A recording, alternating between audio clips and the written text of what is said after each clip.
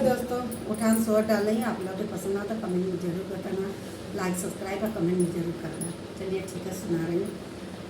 सोठ मगज का लड्डू मेरी मम्मी ने पठवाई है। सोठ मगज का लड्डू मेरी मम्मी ने पठवाई है। पहला कूड़ा सासू ने खोला, एक लड्डू चोराई है। पहला कूड़ा सासू ने खोला, एक लड्डू चोराई है। सासू सासू करके पूछे, वो भी नहीं बताई है। सासू सासू करके पूछे, वो भी नहीं बताई है।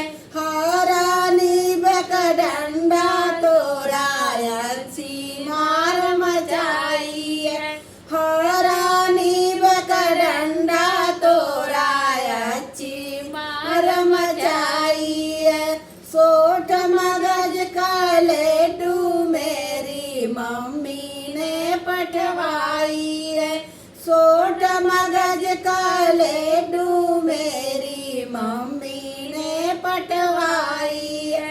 दूसरा कूड़ा जेठनी ने खोला, एक लड्डू चोराई है। दूसरा कूड़ा जेठनी ने खोला, एक लड्डू चोराई है। जेठनी जेठनी करके पूछा, वो भी नहीं बताई है। जेठनी जेठनी करके पूछा, वो भी नहीं बताई है। हारानी बका डंडा तोड़ाया, अच्छी मार मचाई है।